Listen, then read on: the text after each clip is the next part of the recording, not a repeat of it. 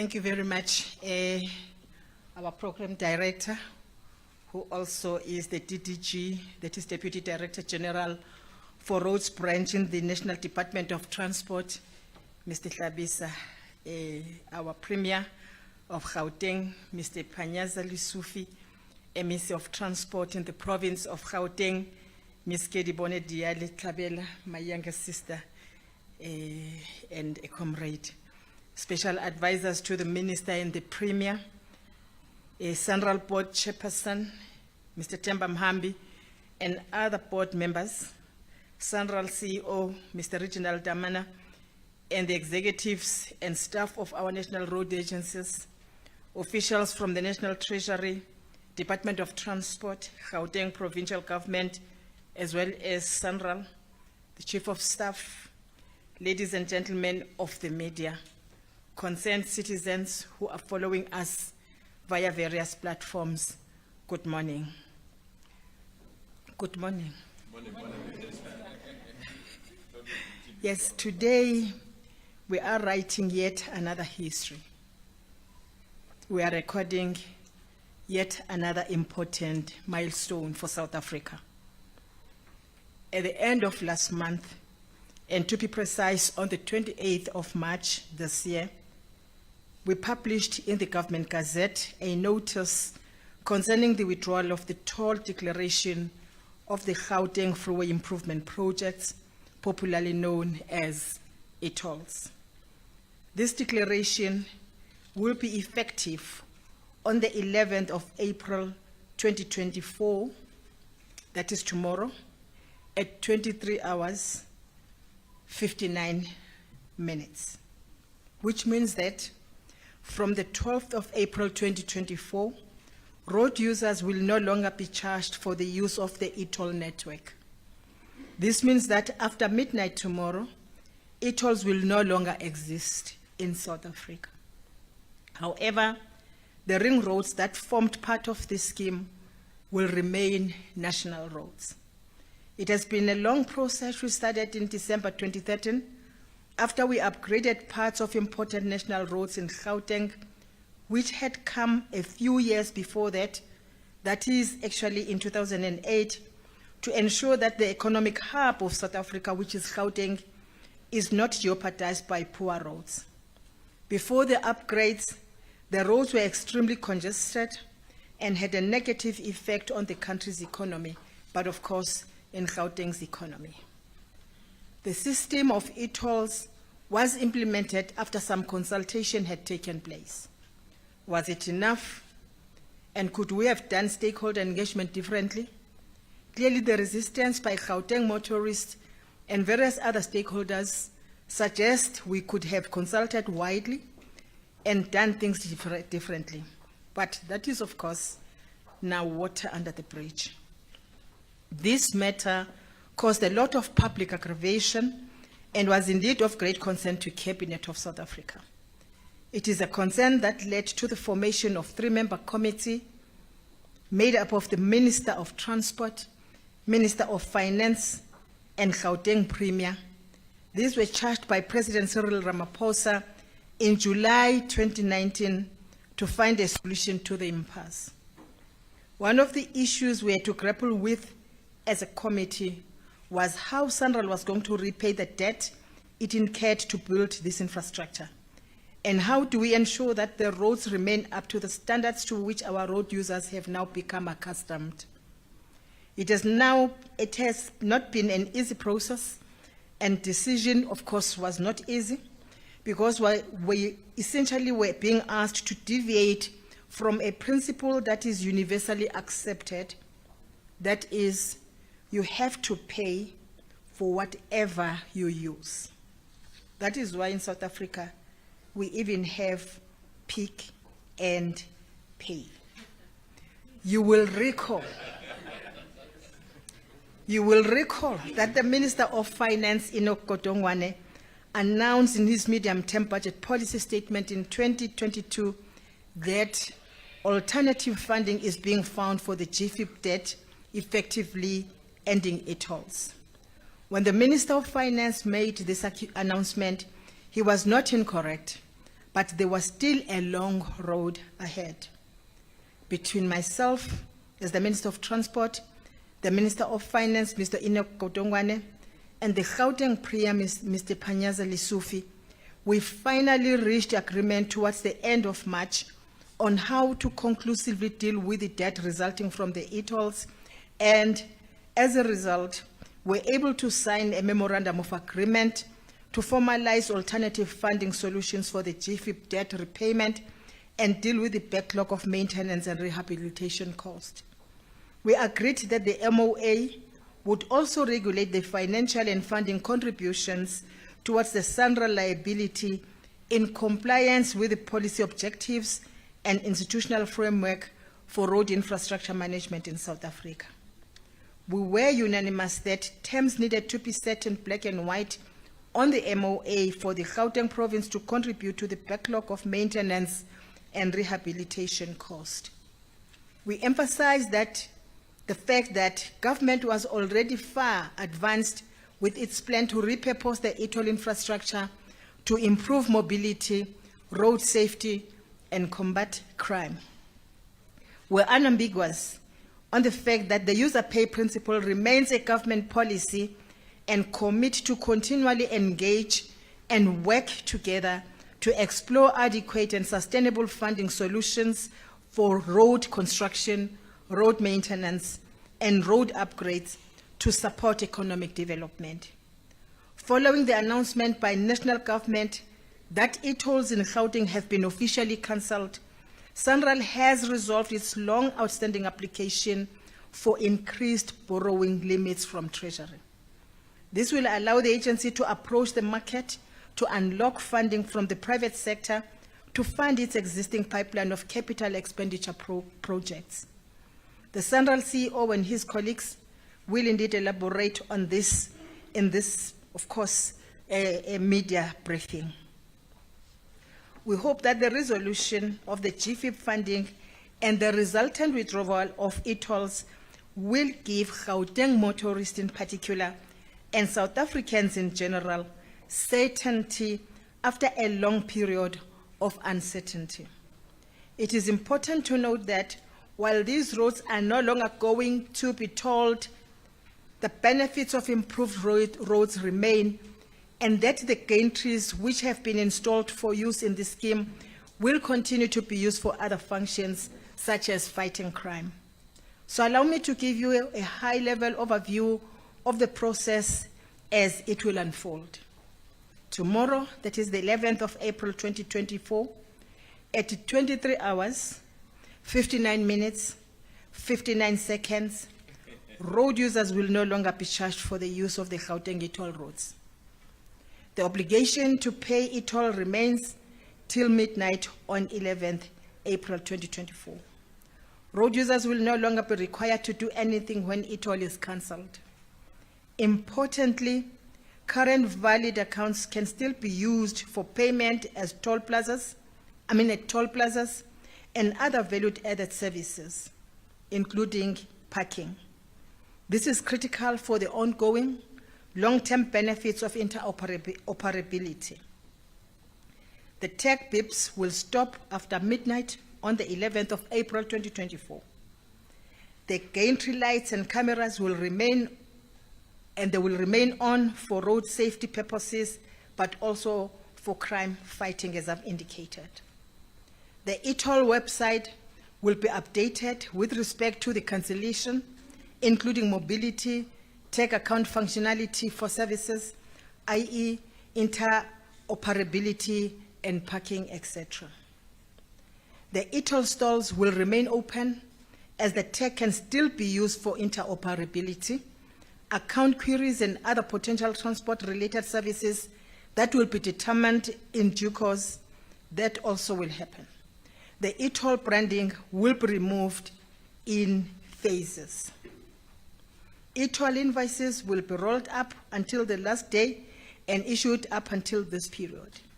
Due to potential delays in the postal system, invoices will still be received sometime after 12 April this year. However, no transactions post-midnight on 11th April will appear on the invoice or statement. Trust that the public realizes that government listens, and where possible, it will act to resolve issues that affect the public. We understand that the resolution of this issue might have taken longer than some people wanted, but it involved complex negotiations.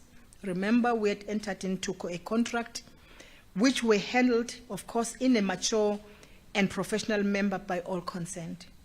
We must now move forward as a nation and contribute to build on the significant progress that we have made as a country in our first 30 years of democracy. I want to heartily thank the Department of Transport, led in particular by the DG and of course the DDG for roads, the National Treasury, the Gauteng Province, led by the Premier and the MEC, but also to thank the Minister of Finance, Mr. Kotongwane, the people of South Africa for understanding. More so, I also want to thank the President of the Republic of South Africa, His Excellency, Mr. Cyril Ramaphosa, for providing the much needed leadership in a manner that was never easy, a matter that was never easy, and a matter that was very complex. I thank you very much.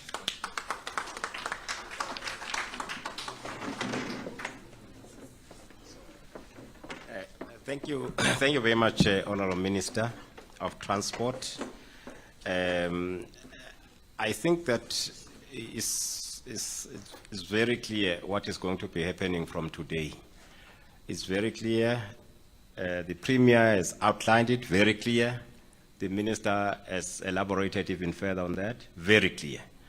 So I think the media houses here are going to be having some clarities on a one-on-one with the leadership in front here. So, but right now, we thought that we needed to deal with the issues of technicality. There are technical issues which our leadership here will not venture into, but we would like them to have that while they are still in our midst, so that we can engage as a collective here, the technical team, as well as our leadership here, the political leadership. So for that reason, I will request that the CEO of SANRAL, Reg Demana, to come forward and help us with the item on the technical presentation that is going to be done by SANRAL with regards to what we are here for today. That is the GFIP. CEO, you can come forward, sir. Thank you. Yeah. I think the microphone is right here, isn't it? It's subject of an ongoing debate between Chris and I as to who is taller. But one day we will resolve it, I'm sure. Good morning, everyone. Program Director, thank you for the opportunity. Let me acknowledge the Honorable Minister. You have always been great support to SANRAL through all these challenging times. Premier, thank you. You did indeed apply a lot of pressure that we need certainty. So here we are today. Certainly, we can now see the way forward. MEC Kidiboni, thank you. I know that we've taken you out of a very busy schedule with the matters that you need to deal with taxi associations.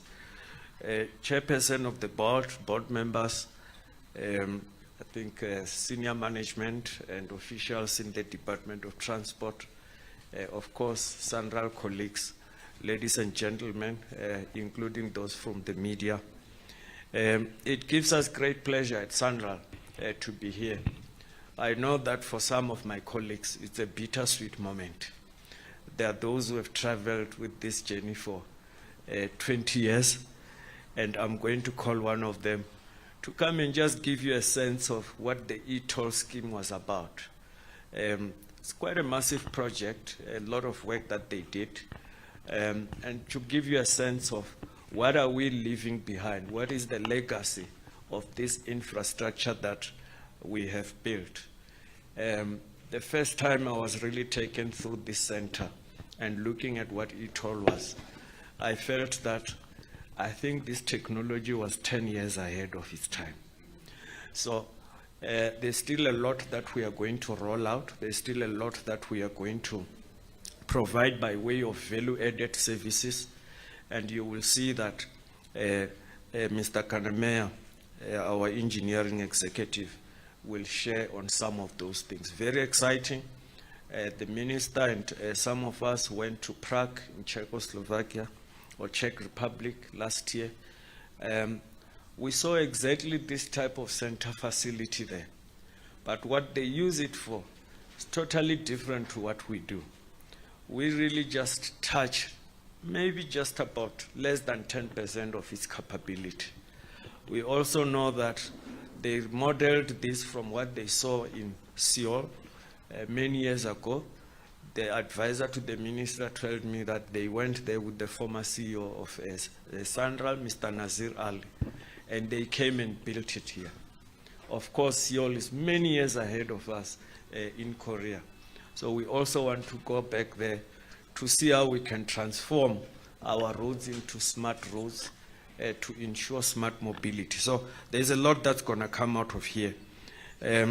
This presentation by Sandral is divided into two parts, one on the e-toll cancellation, and I will then provide remarks on the way forward, including how we are going to unlock massive investment in our toll portfolio projects, just shortly after Mr. Kanamea has run through some of the slides.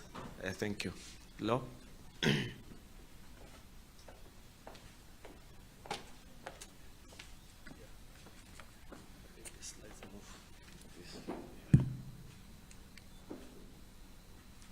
Thanks.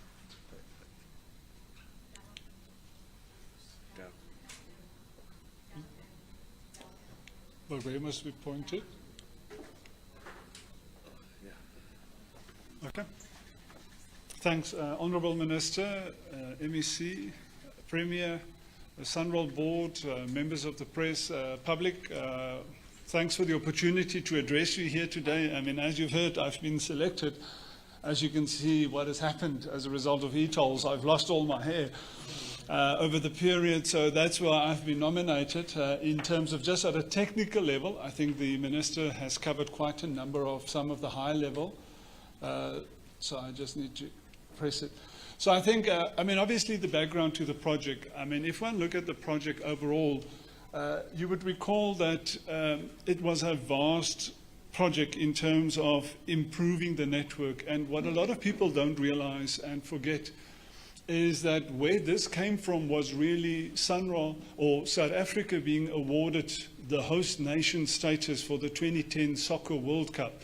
So in May 2004, South Africa was awarded the host nation status for the 2010 Soccer World Cup. A lot of you will be recalling it included obviously the stadiums in the host cities, but there were various commitments that South Africa gave in terms of hosting the Soccer 2010 World Cup. You will remember all the airports, the work that had to happen at the airports. And part of the commitments of hosting the Soccer 2010 World Cup was road infrastructure improvements in and around a number of the host cities. Part of that was these major improvements that we required here in the Gauteng because of a number of the stadiums that were actually located, both for the opening ceremony, closing ceremony, all of those here in the Gauteng province in terms of that.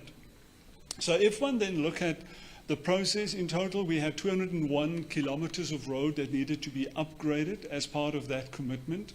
The upgrading that happened at the time, obviously, as we all see, and I think a lot of us forget how the roads used to be in terms of it, but we've ended up with a minimum of 4 lanes per directions, in certain parts actually 6 lanes or more. A major improvement was all the interchanges that you see and today take for granted. But just look at what all these interchange improvements has done in unlocking development. If you think of Waterfall City, what has happened there What was there before, I mean, go and look at Google, look at the photos. If you think of Menlyn Park, Menlyn Main, for example, what was there, just think of the R21 and all those warehouses that you see being constructed there. None of that would have been possible without the improved mobility and access these improvements unlocked on the network. So obviously, and I'll in the next slide just touch on the timeline, obviously these improvements had to be funded. So part of the big challenge we had in terms of the hosting of the 2010 World Cup is that we were all, I'm just waiting, we were all put on the same timeline. What I mean is AXA had to finish the airports by the same time we had to finish the roads, by the same time the stadiums had to be finished. So suddenly all of us had the same demand on funding and going to the Treasury to try and obtain funding. So what happens originally, and I know the province don't like this, but the province actually in 2003 gazetted the proposal to toll the roads in terms of the Gauteng province. So Jack van der Merwe was very proud in terms of that pronouncement. That then obviously didn't move. In 2004, we were awarded the host nation status. So what happened in 2005, we then had to go back with a proposal to say, these are the required improvements in the Gauteng. How are we going to fund this? So we went to Treasury, we requested, and then obviously, as we said, with the stadiums, with the airports, with all of that, we were really indicated that funding is tight for all of these investments that are required. And that's then how the process then started with a submission to the Minister in terms of proposing that these improvements can be implemented and unlocked using private funding and recovered through the latest toll technology that became available at the time. So it's important to understand that the open road tolling concept, why it was elected, is because conventional toll plazas, like you know them with booms, can only manage 50,000 vehicles per day. Thereafter, they become a major bottleneck. So you'll be spending most of your time in the queue to pay for tolls. So that is why this technology of open road tolling, which just became available in the world, was elected to implement it in terms of the mechanisms to then collect the revenue that is required to repay the loans. So if one look at the timeline, then we approached Cabinet with the proposal. In 2007, Cabinet gave approval for the proposal to fund the improvement of these roads using the toll funding mechanism. That was then pronounced in March 2000 or launched in 8 October 2007 by the then Minister of Transport.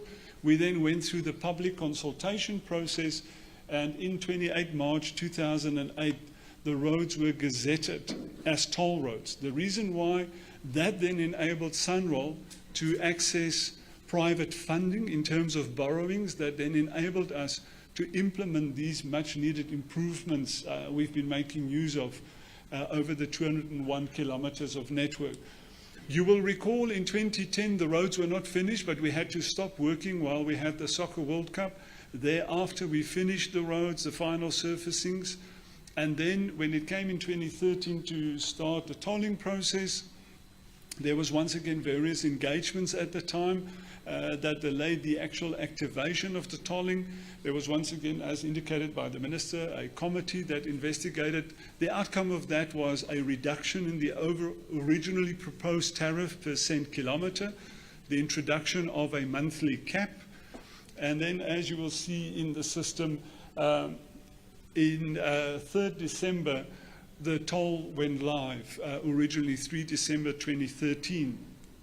Obviously, once it went live, there was major public resistance, as indicated by the Minister. That resulted into establishment of various committees that looked at the affordability, that looked at various options in terms of the process over then. That then once resulted in further dispensations in terms of reductions in tariffs and things that then got implemented in 2014-15. And then obviously the system was running, but then obviously increasing public resistance over time against the system that then resulted in 2019 in once again another committee appointed by the President to investigate future options and alternatives in terms of that. That resulted in a lengthy process to looking at all various options that are there. In the end, we looked at 80 different options, cancellation being one of those, retrofitting with RAM plazas. There's various options we had a look at, went through in detail, various discussions and everything. The outcome of that engagement process over time resulted in the announcement on 26th of October 2022 by the Minister of Finance that there, in principle, a decision has been reached in terms of how to fund the outstanding debt of Sunroll related to the GFIP in terms of the 70-30% split, the backlog maintenance, the future improvements. And the Gauteng province was then given by the Minister of Finance various options to look at. That then resulted in a further detailed engagement process between the parties involved. And finally, agreement was reached between National Treasury and the Gauteng province over the mechanisms, how the 70-30% payments will function, and all of that. And with that agreement reached, it enabled Sunroll to then place the Gazette. And as per the Sunroll Act, once we place a Gazette in terms of a new toll road, a toll tariff, or the withdrawal of a toll declaration, it only becomes effective 14 days after the date of Gazette, and that's why it's switching off on the 11th of April, as we see. So I think the cancellation process, I think the Minister has elaborated in detail on this. I think what's very important to understand, one, the e-tag is a payment instrument. The e-tag, although heavily relied upon in GFIP as a mechanism to assist in identifying you, but remember, if you didn't have an e-tag, we used your vehicle number plates. But the e-tag as a payment instrument remains effective and operational countrywide. So I think that's the critical message. The e-tags are not stopping working today. Or on the 11th, your e-tag account or your e-toll or your account that you have at the facility doesn't stop, because it's continued to be used at all plazas countrywide. And if we look at in other provinces where there's no e-toll close by, the increased use of tags have ramped up substantially there because of the benefits you have for using an e-tag when going through a conventional plaza in terms of reduced delays, no physical having to open a window, handing over cash, your credit card, or any of those things. So the e-tag remains operational. I think that's the critical message that everyone needs to understand. You will continue to be able to use it at all conventional plazas throughout South Africa. In that regard, South Africa is unique. We're one of a few countries, less than 3 in the world, where a single tag works countrywide. It is really something that we have been very proud of as South Africa.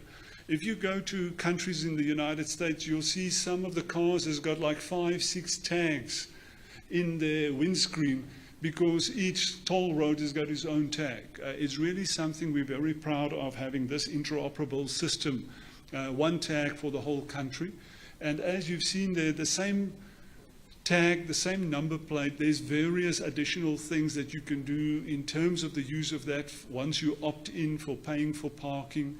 And there's various new additional functions we will add going forward in terms of the use of your mobility account for paying for services that reduces the need for you to have cash on hand or even hand over your credit card and things. So the technology, although not used any longer going forward for e-toll collection, the technology remains because it's got so many benefits that we will then roll out and deploy into other sectors in the market in terms of it.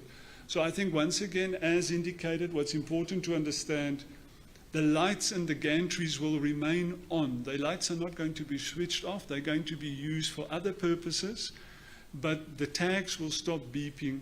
And from midnight on the 11th, you will no longer be receiving any of the transactions rolling up onto your account in terms of that process.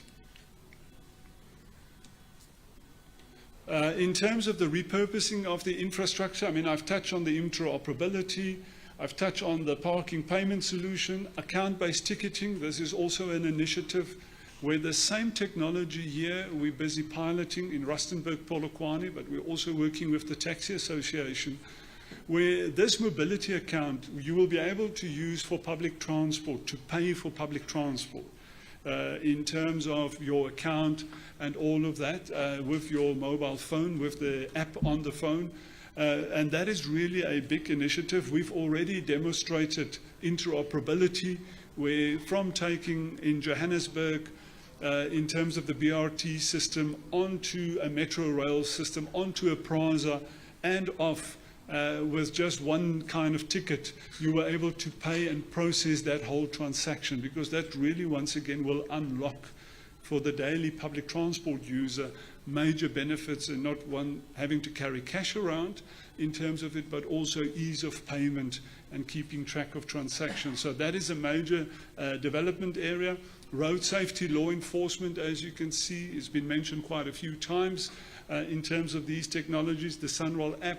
So there's a mobile app that you can top up your account with on your mobile phone. You can look at your account balances and all of that. You can administer your vehicles and things like that. So that will all remain. In terms of the resources, in terms of the people here, as you can see, there's a lot of repurposing that is planned to happen. And a lot of the technology will be repurposed for these other applications, resulting in a large number of the individuals that are currently working on the e-toll related matters being able to be retained going forward. But those details will still be unpacked and sorted out. Thanks. I think, as you can see, those who have been with the system for 20 years, they have a lot to say about it. It's typical of engineers. They love their roads. But where to from here? I think at Sunroll, our purpose is really building South Africa through better roads. That's what we do. We manage the national road system, and through that, we build a better South Africa. We build better infrastructure. We build wealth through investment in infrastructure. And that's what we do, and we will continue to do. Coming to what has this project unlocked, you can see pictures of Allendale waterfall development now in 2024. At the bottom left of that, you will see very clearly the development in waterfalls, including Mall of Africa. So that's what infrastructure does. That's what our roads do. Simplistically put, we attract investment. I'm talking about fixed investment. Fixed capital formation, it's what we lead through our infrastructure. We go where there's nothing, and people follow us. You will see at Linwood, once again, all those developments in mainland Maine, and all of that. Close to that, Garsfontein, that was also a new interchange we had to put there to provide access to upper main lane and further areas. Now, where are we? As we sit, we've ended our financial year. We've done phenomenally well. We had some legal challenges late last year, which led us to cancelling a whole lot of tenders late in the year. But we got back with speed. We accelerated our processes, and we have ended up very well. Of course, these numbers still have to be audited, but we are quite proud of the achievement. Indeed, the ramp up in business activity has been very pleasing to me, following almost 9 months of no activity, really. You can then look at that slide around expenditure. This is a very big business. It drives a lot of cash into the economy. Yeah? Building roads and all of that means buying materials, the supply chain impact, creation of jobs, temporary as they might be or short-term as they might be. It keeps the economy moving. It keeps a lot of sectors supporting that. So you can really see that the numbers have increased almost double to what they were in the previous year, just really indicating that accelerated rollout of infrastructure that we are undertaking in Sandra. If you look at our major projects, a lot of you will know N2, N3, Moloto Road, Wild Coast, N2 Emelo to Richards Bay. These are all the critical routes that carry a lot of freight, trucks and all of that, and public transport. And of course, movement of people. They facilitate trade, movement of people, tourism, and many other issues. So these are our flagship projects. But what has the cancellation of e-toll, as we said, it had prevented us from accessing private funding because we didn't have the borrowing limits. Treasury has now approved that. So that's the future we are looking forward to as Central. We've built what we've done, e-toll is here, but it's unlocking further investment. What is that investment? You can see N1 corridor. So N1 from Vela Vela, that is Kranskop toll gate, up to the north. We need to split the traffic. The traffic, you will know that the roads is usually 2 lanes separated by a solid barrier. We now need to split traffic as you find from Kranskop back to Gauteng. That will lead to better safety, better mobility, because a lot of cars have head-on crashes. They do U-turns and all of that. When it's moving slowly during busy holiday periods, people start driving unsafely in that. So we need to physically separate traffic in each direction. Major project that we are embarking on, all the way up to Musina border. You look at N2 corridor, of course, this is now in between the N3 and N2 in KZN. There are certain areas that are tolled. Those toll projects require investment. Some of you who go to Durban will know a lot of work heading into the airport, King Shaka. But post King Shaka Airport, it's a toll road. We need to increase that expansion, number of lanes and all of that. And of course, N3 corridor, I've already mentioned that. So this is the future we are looking forward to. As I indicated, engineers love building roads. They have not been servicing the toll roads. In certain areas, they look quite shabby. But we have now reached a point where we are able to go back to the market to do that. Now, this is also one of our very exciting projects, Huguenot Tunnel in the Western Cape. The tunnel is still one tunnel. We do need to now equip the second tunnel. You can see at the picture in the bottom right, the hole has already been drilled. So back in the days when it was done, there was always an expectation that traffic will increase to the point that we need to equip the second tunnel so that once again we separate traffic. Very high traffic area. It has reached points at which it exceeds 10,000 vehicles per day. From a safety point of view, internationally we are required to separate the traffic. This is a major project for us in the toll portfolio, and we've instructed the team that we need to have this project on the go by the end of the calendar year. We need to have a contractor. We need to have work starting. So in future, this is what you will see in the next slide. Two boreholes that are moving, one to the north, one to the south. One of the flagship projects within Sandra. We're very proud of this tunnel, the longest road tunnel underground in Africa. A very high advanced technology that we have there. I think just lastly, you will see the work we are doing on the R21. It was part of the e-toll network. Very pleased that the Premier and MEC Mamavolo have agreed that they will contribute to backlog maintenance, which will lead us to doing more of what we are doing on the R21.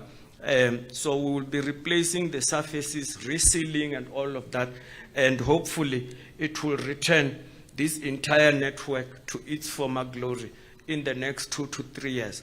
Of course, we must say, you know that there's always inconvenience when you have to work on the road. So please budget for increased time when you're traveling to and from the airport because construction work is taking place. So I think lastly, Minister, thank you once again for getting us to this point. The switch off has fully been explained, when it will take place. This facility, the infrastructure we've delivered, very key towards maintaining many other things in Gauteng. So with that, ladies and gentlemen, we will then move towards a Q&A. I've been told that Program Director, our GM of Marketing and Communications, Mr. Mona, will facilitate a short Q&A for us before we then take a break. Thank you.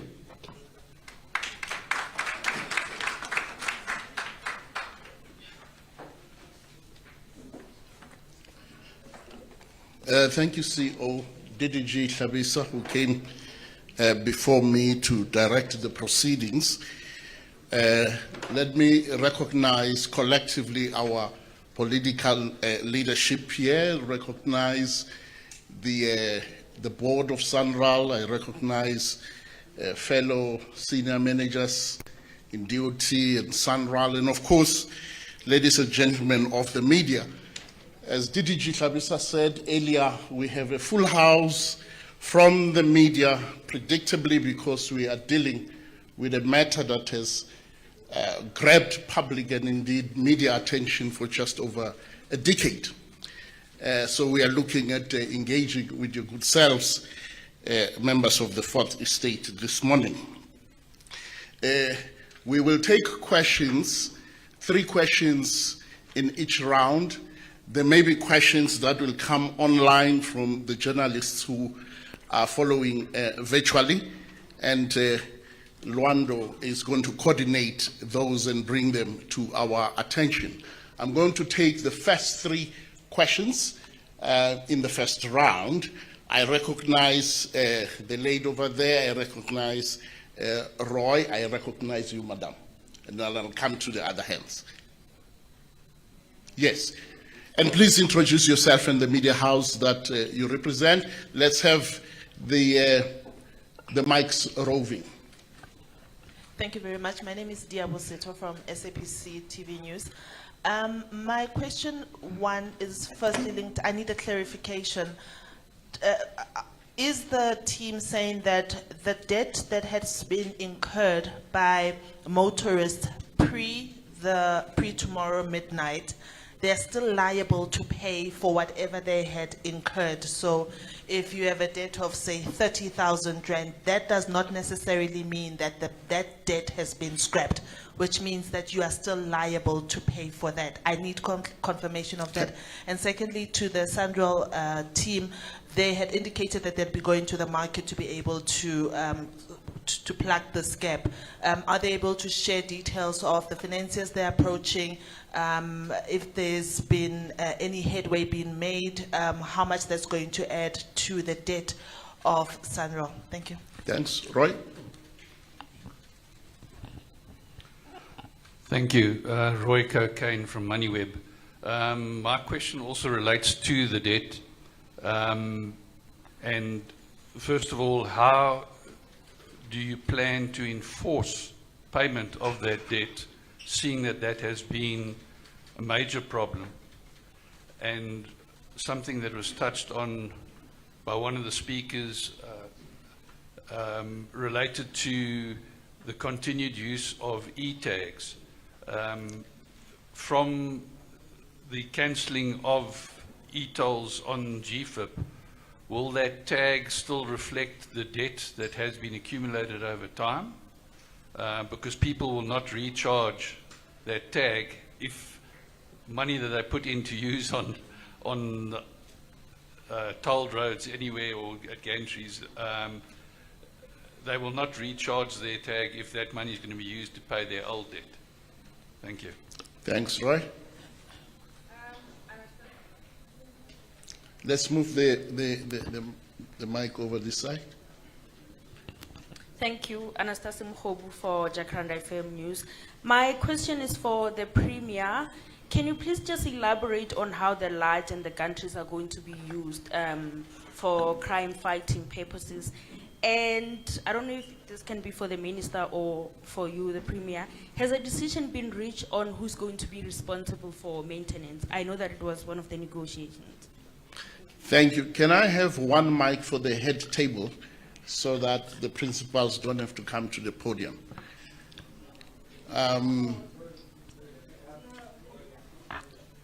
You want them to come to the podium for optics purposes? Okay, let's start with the Premier.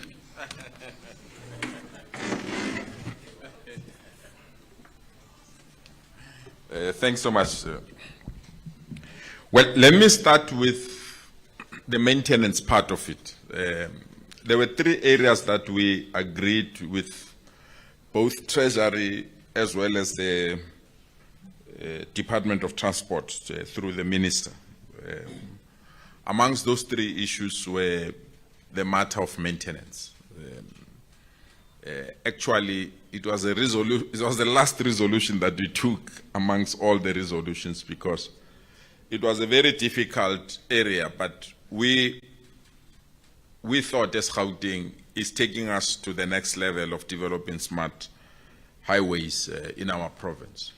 The reason it was difficult was because these roads don't belong to Gauteng. They belong to national. And the maintenance aspect of it meant that we are maintaining something that is not ours. But because of the partnership arrangements and the agreements that we've developed, and that the e-tolls was phase 1, there is phase 2, there is phase 3. And we have deep interest in phase 2 and phase 3. We want to take Gauteng roads to the next level. And therefore phase 2 and phase 3 will assist us. But you can't go to phase 2 and phase 3 with roads that are bad. And therefore the need to ensure that the maintenance component of it is alluded to or it's supported to. We then concurred and agreed to it as Gauteng. You will see if you go to the speech of the MEC responsible for Treasury, we've already filtered that element in our current budget so that we can unlock this process. So we are comfortable. We've put a certain figure as well. I think it's 4 billion, if I'm not mistaken. MEC and CEO, we've put 4 billion for that aspect, so that we can deal with this issue of maintenance. It's very important to maintain these roads. If we can't, they will collapse. And as I've indicated that in the morning and afternoon, you can see that our freeways become parking bays because this matter was outstanding. Now that we've cleared this matter, it allows us to maintain, broaden, and do whatever that we want to do because that confusion is over. So that is why we are more than excited that by midnight tomorrow, this part of our roads is going to be history and that we're entering a new era. What are we going to do with countries? There are 3 areas as well that we have keen interest. We've deposited them to the Minister, and the Minister and the team, they are putting the necessary technical teams. The first one, we need these cameras. All these countries underneath, there are CCTV cameras. We are on a mission as this province to fight crime. And these cameras are crucial in fighting crime, tracking missing cars or tracking lost goods or tracking missing individuals that are kidnapped and other things, and many other things. So we have a huge interest in ensuring that those particular cameras are connected to a provincial command center. The second area is that we have a huge revenue gap that is developing out of this agreement. So we need to put all our necessary energies to have a new resource or revenue mobilization. And one area of revenue mobilization is what MEC Kidiboni Diale Tlabela must do, is to collect revenue from motorists. And the difficult part is that with the collapse of some of our municipalities, they do some function on our behalf. They take their own portion and pass over a larger portion to us. But because they're struggling to pay either ESCOM or salaries and other things, the money that they collect on our behalf becomes an easy bailout for them to pay ESCOM, because we are a government institution. We can't do anything. So we want the offices or the kiosks of Sanral that are in our malls, that are in our highways, we want to utilize them for DLTC services. So it's part of the infrastructure that we want to tap in. But also, you know, we run NASISPAN. We don't want the workers that we're dealing with this issue of e-tolls, that their jobs must come to an end after midnight. No. We want to engage in discussions on how best we can utilize them for the function that we have. So it's part of the discussions that we're going to deal with. But I think it was very clear. What is key is that the countries can be utilized for also speed enforcement and many other things. I mean, you've got many things that, so that's the reason why we want the countries to be kept, and then we will then utilize them as the province. And we're happy that those discussions have started with the ministry together with Sandra. Thanks. Thank you, Premier. When Premier says, and many other things, he just doesn't want to make the naughty chaps cleverer. So some of the things we want to mention. Minister, you may want to reflect on the inputs made by the Premier.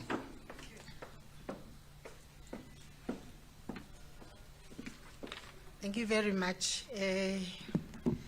As the Premier has indicated, Gauteng will fund the roads, but they will remain national roads, and therefore they will remain Sanral roads, and therefore Sanral, using that money, will operate and maintain the roads, and therefore they remain national roads. They will do this, Sanral will do this on behalf of the Department of Transport, because they are our state-owned entity.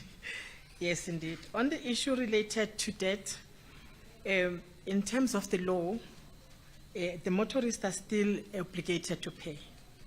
That's an obligation in terms of the law.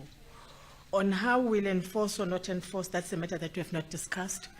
We'll be attending to that as time goes on. But otherwise, in terms of the existing law, there's an obligation that those who have used the road up until tomorrow, they will have to pay. But of course, if there are challenges, that's the matter that we'll be looking into. I think another question is how to enforce payment. I think I've responded to that question. I think that is all. I think those are the questions that were asked. The scrapping. I think that one is for Sandra. If I speak about money, then it will be wrong with me. And I think Sandra will be able to respond on that one, how to go to. Yes, the CEO is coming.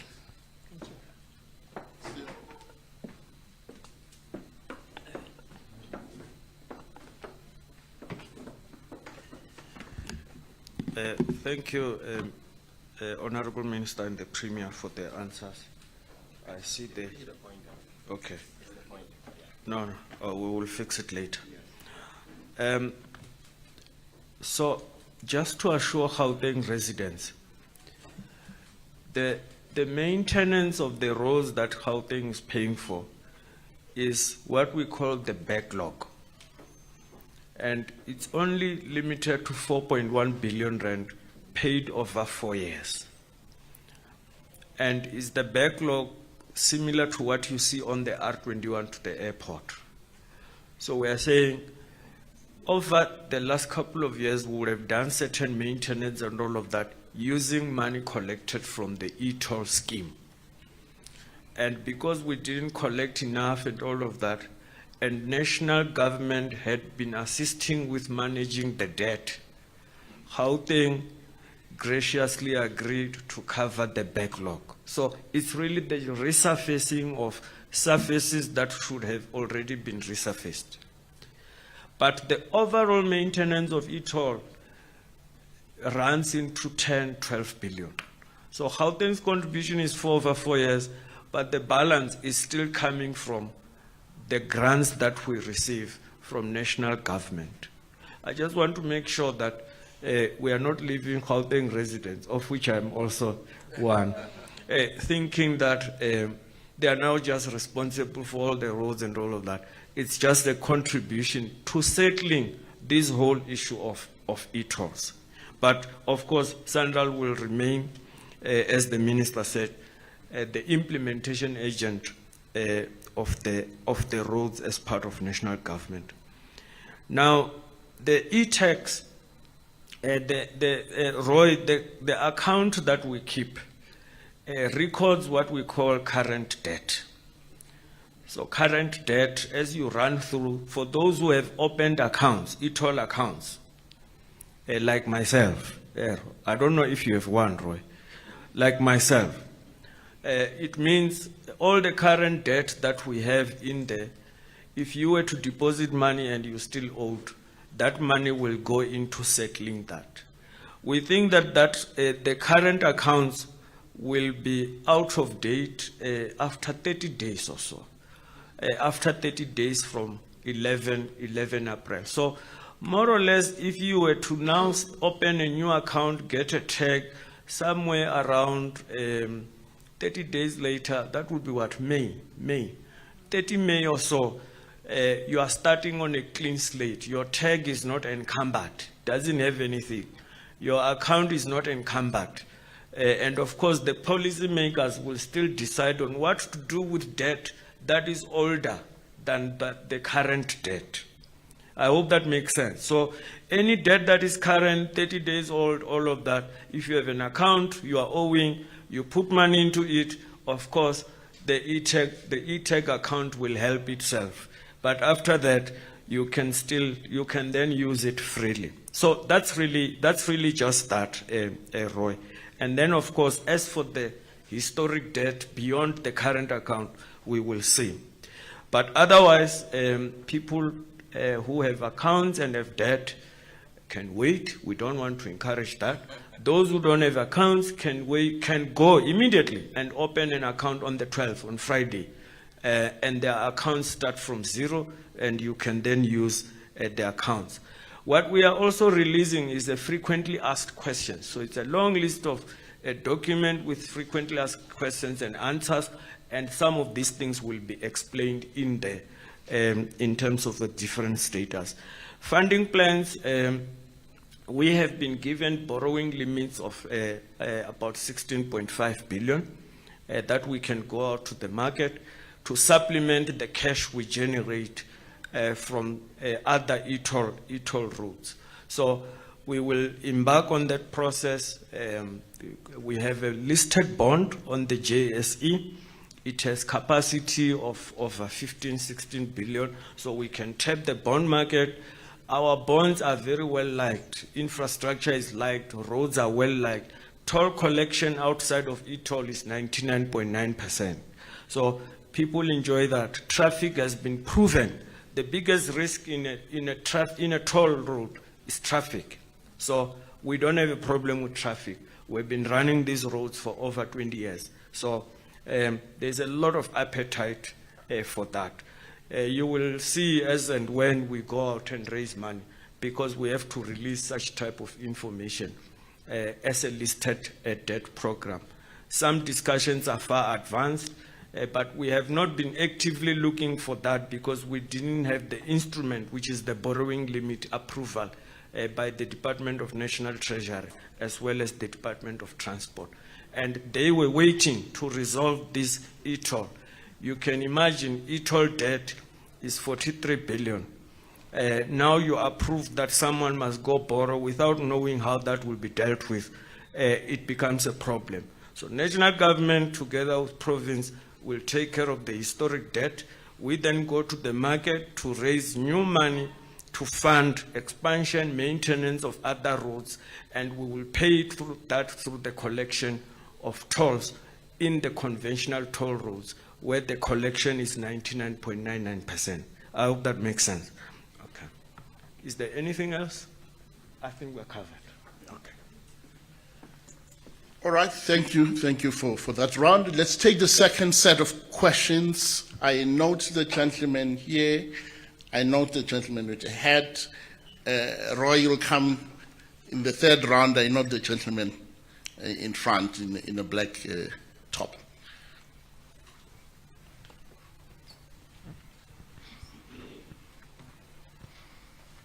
Your name and your media outlet. Good morning. My name is Raymond from Netwerk 24. To the Premier Lesufi, I think earlier in 2023, you mentioned that those that paid their e-toll, they be refunded. Is that still on the table? And then after your your provincial address, you said that you will go, the Gauteng government will go out to take loans to pay their debt to Sandra House. That planning, and have you secured a loan already? And lastly, you mentioned a few times that the debate surrounding, the end of e-tolls was intense. What was intense about it? Thank you. I know what you said. Let's pass on the mic to him. My name is Sipho Mapena. I'm with the City Press. My question is directed to the Minister. Minister, you mentioned that you could have consulted better when you were introducing the scheme, and the biggest resistance was based on the fact that there was not enough consultation. Do you perhaps believe you owe South Africans, particularly people of Gauteng, an apology for forcing down this scheme on them? Thank you. All right, let's have the third question. Thanks. Aviwe Mgila from ENCA. Mine's maybe a clarity-seeking question from the Premier. Just around, I understand National Treasury is supposed to take care of 70% of the historic debt, and the Gauteng government itself, 30%. I just want an understanding then, why are motorists still expected to pay if it seems that government itself is taking care of the historic debt, or what will they then be paying for? And maybe just to add on to my colleague there, in terms of the loans, how far we are on that? Thanks. Minister, shall we start with you and then the Premier follows?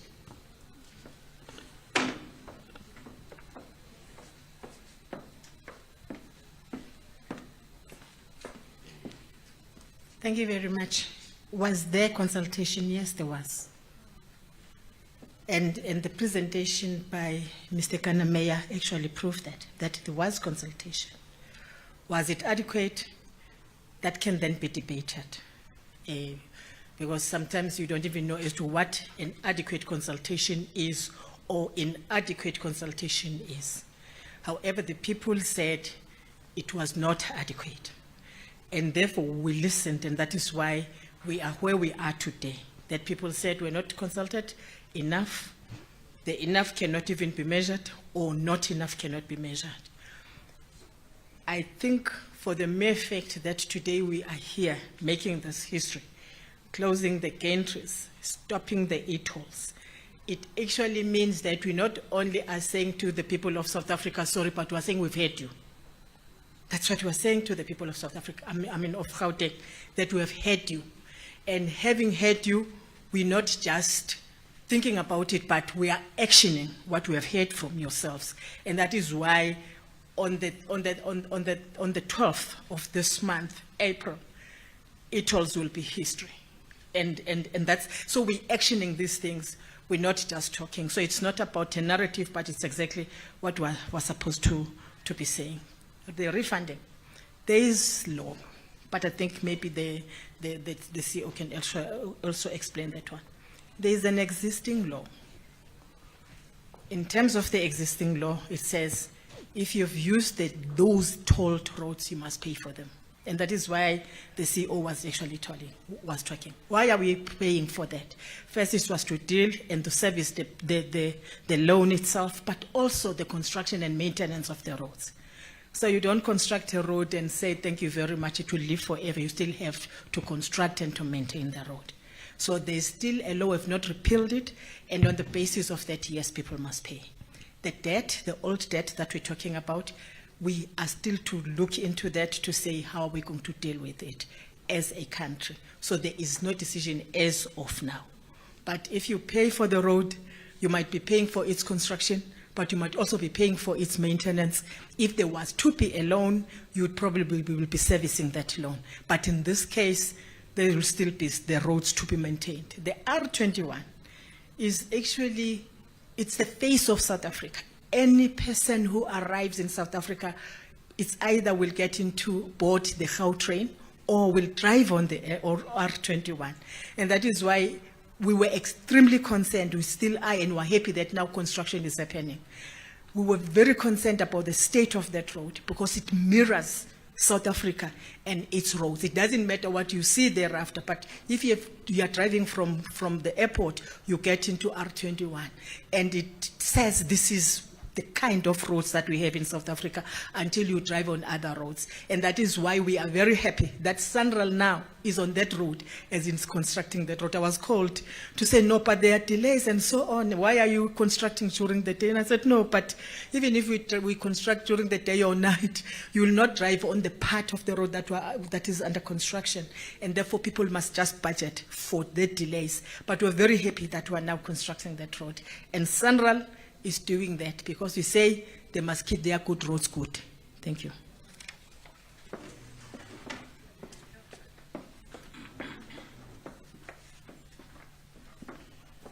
Thanks, Minister. Raymond, let me start with your payment and refund. I always say the people who misrepresent you expect you to buy in their misrepresentation and to account for their misrepresentation, which is very unfair sometimes. I was on a show called Money Show with Bruce Whitfield on 702. And I think you should listen to that tape. During the negotiations, amongst the issues that was outstanding was how are we going to handle people that we have paid and people that have not paid. That was my representation, that we are still in negotiations on e-tolls, the scrapping of e-tolls. But amongst the many issues that we needed to resolve was this matter of people that need to pay the outstanding debt and those that have paid, whether we should refund them. And someone wrote a story that I said we need to refund to those that have paid. I said it's part of the negotiations and the discussions. And I think I had discussions with Roy as well. He took his own angle as well, but it's none of my business. Because people write things that they can't account themselves and they want you to account because they quoted you. So where we stand, that's where the minister is saying. The basis of the disputes on e-tolls was either lack or sufficient consultation. And therefore the payment or enforcement of debt, we must subject it to consultation so that people must not say we're not consulted as well and come and say, can you see, they're taking a decision without consulting us. So we'll consult, there's a technical team that will establish, we'll consult. It's not an easy thing. There's an element of SARS. People have paid tax on this. There are people that have hired cars. We have been charged for e-tolls. The truck industry, the ownership of the cars have changed from one person to one. So it's a lot of things that still need to, hence we feel that consultation will be enough so that when we have concluded consultation, we can be in a position to make an announcement on this matter. But I've never said to must pay people. I said is amongst the outstanding obstacles in resolving this matter of e-tolls. And I hope this clip, Program Director, will be kept for long periods so that I'm not accused even beyond my stay in this world. The second issue is the loans. And it also corresponds with your third question to say the negotiations were tough. How tough or intense they were. They were intense because these are public funds. This is not our funds. And remember, when the minister announced the removal or the process to deal with the issue of e-tolls, they said Gauteng must pay 60%. That was the initial, that was the initial to say we must pay 60%. And we went to the negotiating table. It went to 50%. We went back to the negotiating table until we reached at 30%. I could sense that here I can't push the minister further. Let me just accept from 60 to 30%, at least I've got 50% discount. So we settled for 30%, and that's the reason why it was intense. The first announcement we made that the e-tolls will be history, it was on the basis that we agreed on the 30%. So we thought that it will then, we'll sign and just say it's fine now, e-tolls are history. That was last year, I think, Minister. You said, no, we'll pay 30%, we'll deal with these things, it's fine, let's agree. And I was pressurizing the minister, no, let's announce these things are gone. And the Minister of Finance came as, you can't just say you'll pay 30%, show us the money. We have a proposal as National Treasury. We give you a certain allocation every year, we'll pull the 30% from your allocation. We have to say no. Because if they pull the 12 billion from our budget, it will affect schools, it will affect hospitals, it will affect many things. So we have to say, Minister, wait, give us time. Let's go and look for, and that's the intent of the negotiations and the discussion. So we had to show the money, because it was not just we agreed to pay 30%, but how will that money be paid? I think it comes to Aveda question to say how far we are. We've approached certain financial institutions that are favorable, but because these are public funds, we need to request them to make presentations to us. Indeed, there's an appetite from financial institutions to settle this on our behalf so that we can then enter into repayment. So it's at an advanced stage, and we're excited with the appetite to deal with this matter. So as soon as we reach the final agreement with the financial institution, we'll honestly notify you. Even though, Raymond, the negotiations and discussions were intense, emotional at one stage, misrepresentation, because some of us are in the Twitter world, so the ministers will be angry to say, but when I do we Twitter, you have not finalized it. Because if we are asked to comment, you don't run away. I mean, because that's the sin I'm paying from being a former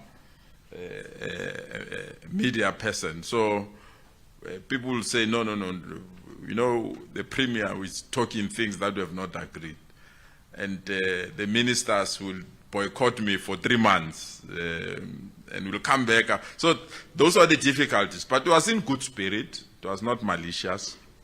And we are quite excited that finally tomorrow, Minister, will switch off that button and in the ultimate end attend to the issues of road improvement in our province. Yeah, I hope I've responded to your question. Thanks. Thank you, Minister. Thank you, Premier. Another round. You still have an appetite. There's the gentleman in the blue suit. I note you. I'll give Roy and the lady behind Roy another opportunity, and hopefully this is the last round. I think the appetite is waning now. Good morning, Ziniko Mhlaba from Newsroom Africa. My initial questions were asked, but I've got follow-up questions now, especially to the Minister and the Honorable Premier. Minister, what lessons is national government taking from this process?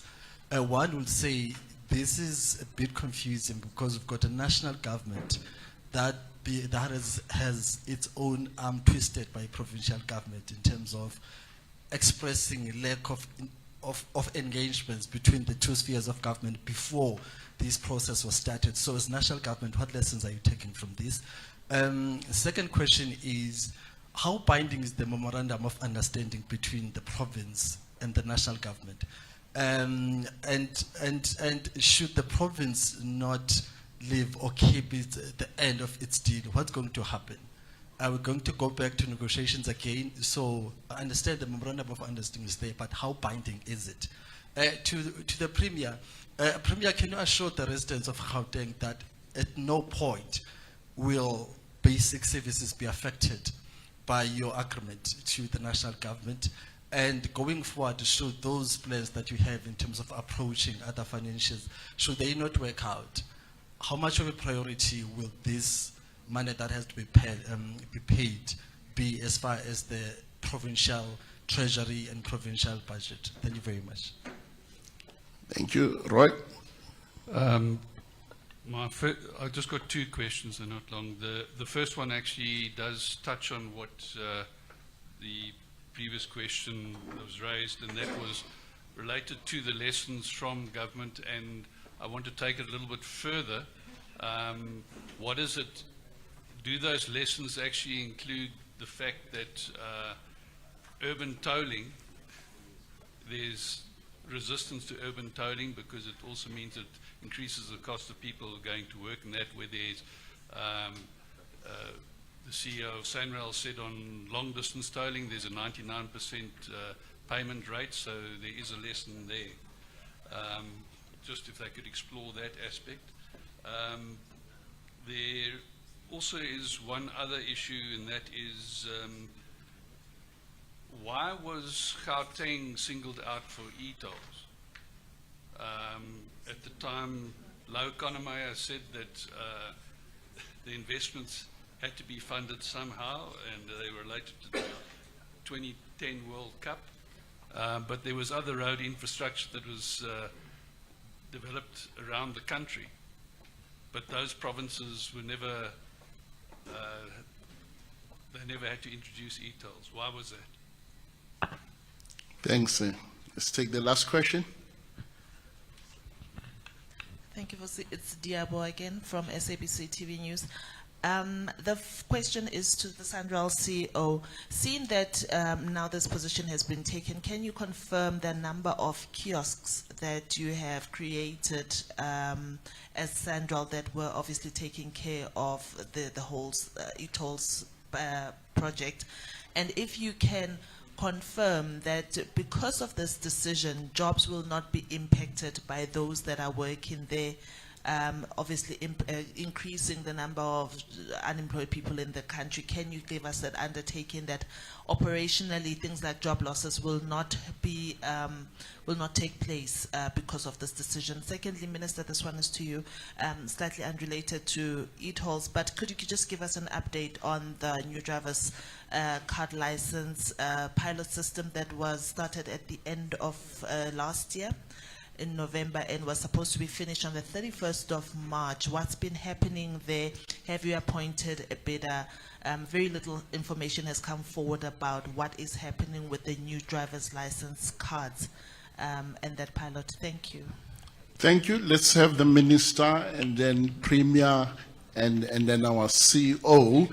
Thereafter, DDG Hlabisa will come back to the podium and wrap up.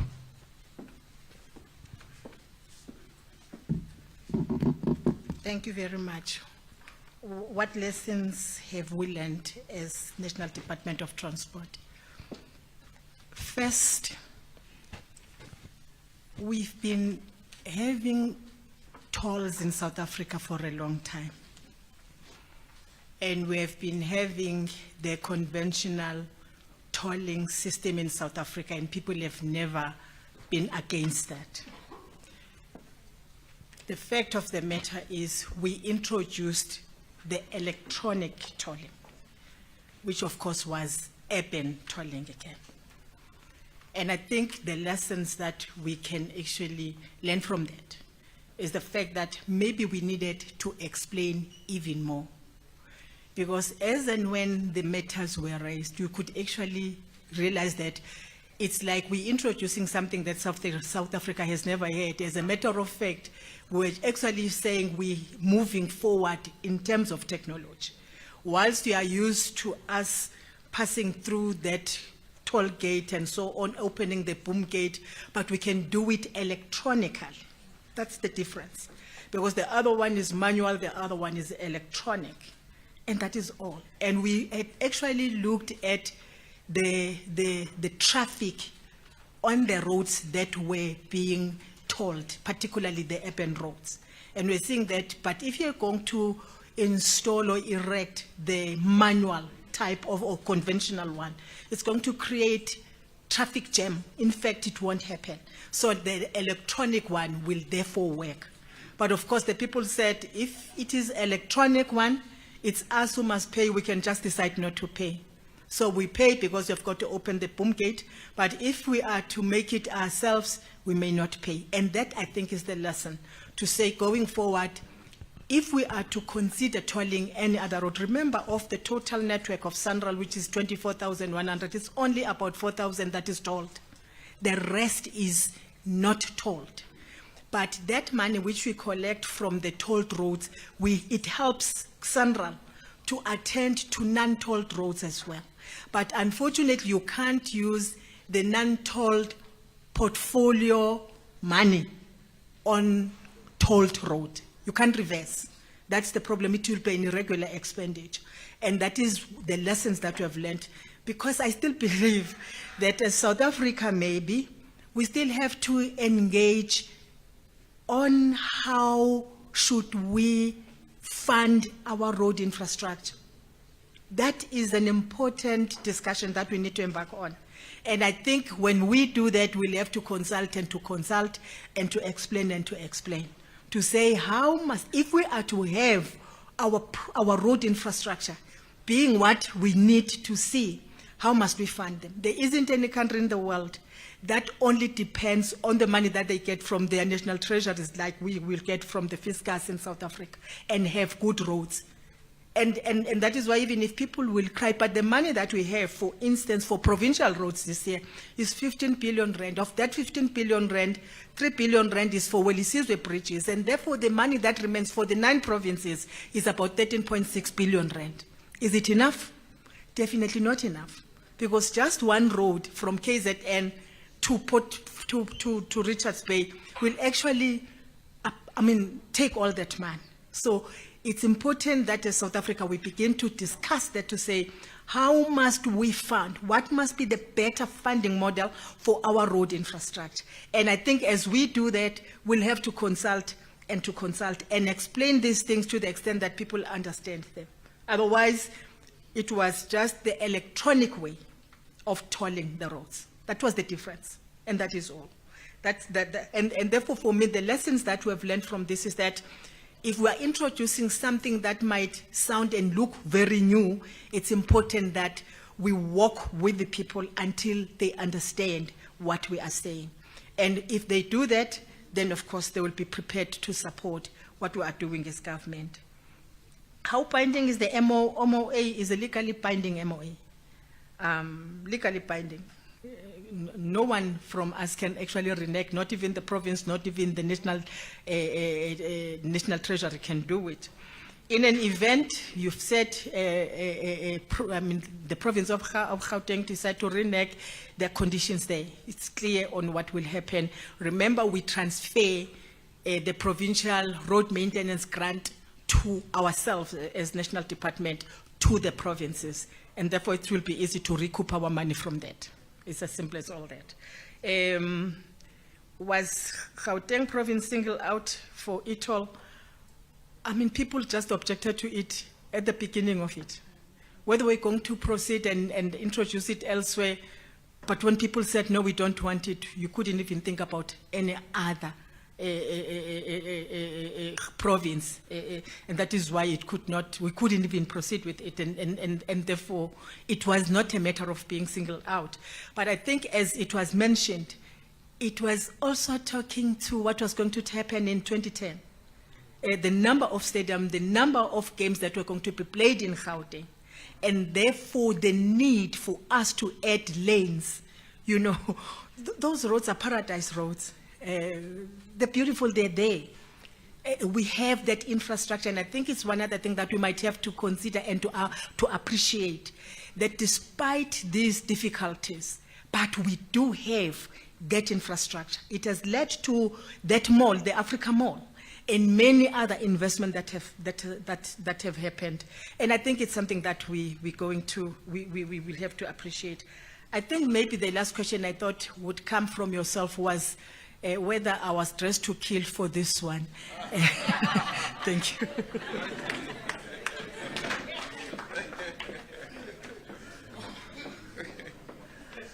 Indeed, Minister, you're dressed to kill on this one. It's a very important occasion.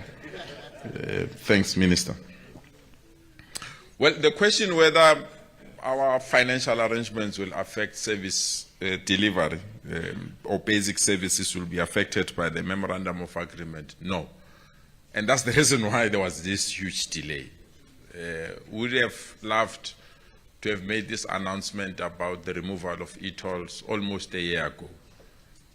But we needed to prioritize service delivery, because we'd have just been excited and say, we've reached an agreement, we'll pay this amount, we sign.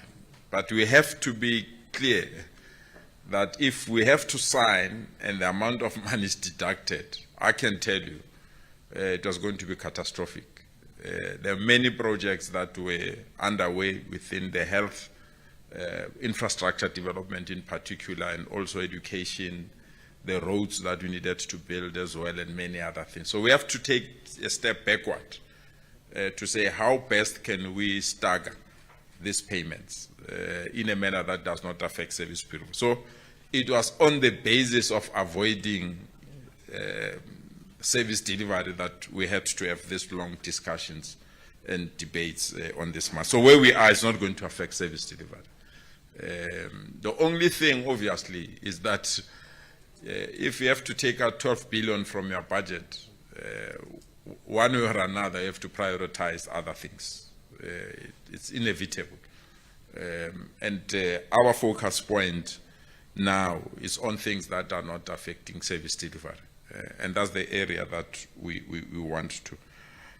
Earlier on, I think there's a question that I missed, whether motorists are still expected to pay. I think the team answered it. Come midnight tomorrow, we are relieved. I know the minister and the team don't want to do this. I want to do it, Minister. I want to be sure midnight indeed this thing is off. I want to go there and see it's off, so that I'm satisfied that indeed it's off. Not that I don't trust you, but I'm from Wibona, but this thing finally is off. We spent sleepless nights on this thing. So we want to see it at midnight tomorrow. So thank you so much, Sabonga. Thank you. Thanks for your time. Thank you very much, Premier. I think taking cue from what the Premier just said, I would request the Minister to come back and sum up everything for us. And I know, Demana, there were some technical questions that were raised. I think you did respond to them. I think you did. But let's request the Minister to have the very final say, and also some marching orders and the word of thanks after that. Thank you very much, Honorable Minister. Thank you very much.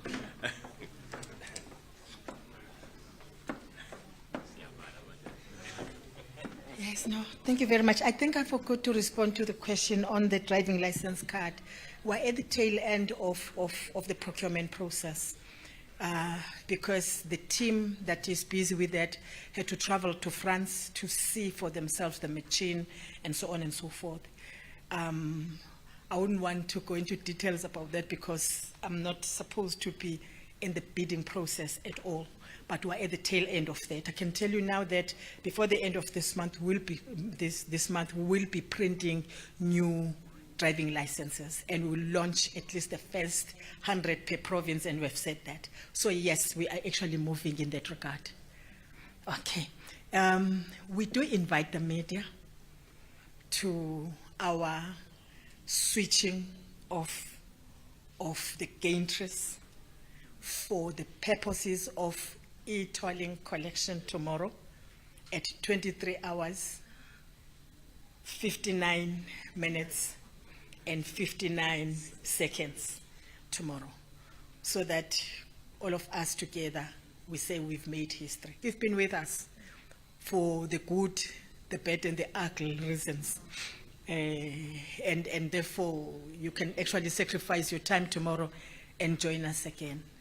I think, honestly, it is again proper that we thank South Africans for supporting us and for being patient with us. This was not an easy process, I must say. There was a contract where it went out to borrow money and signed and entered into a contract with conditions. And for South Africa to then renege or to be reneging on that was not an easy thing. And therefore we had to move, and with caution, but with the aim of doing what us South Africans want us to do. And we are where we are today. Thank you to South Africans for their patience. Let's pay for services, whether it is electricity, whether it is water, whether it is road infrastructure, whether it is anything. I think it will be important that we pay for services. But of course, we'll also consult you, because we are a government that listens when people speak, particularly if they are South Africans. I wish you all a safe journey back to your homes. Please be careful on the road. Don't make mistakes. Don't rush, don't speed. Don't drink and drive. People speed on our national roads that are beautiful. And as such, good as we benefit economically out of those roads, but we're also losing a lot because of the number of accidents that are happening on our beautiful national roads, even as you compare them to the most pothole-riddled roads. Please be careful. But we thank you again. I thank you, Premier. I really want to thank you. In absence, I want to thank the Minister of Finance. I want to thank the Cabinet of South Africa, led by the President. I want to thank SANRAL Board and Executive, the Department of Transport, DTG Hlabisa in particular. Really, he's been there. I want to thank all of you, the media, for the questions that you have asked. They kept us on our toes. And we therefore had to deliver. And therefore today, if there's one thing that makes me happy, is that we are where we are now. Gantries will be switched off tomorrow once and for all. And thank you very much. Thank you very much, Minister. I think now we are going to have a photo shoot for the leadership right here. They will stand right here. It's nice background. It's a nice background.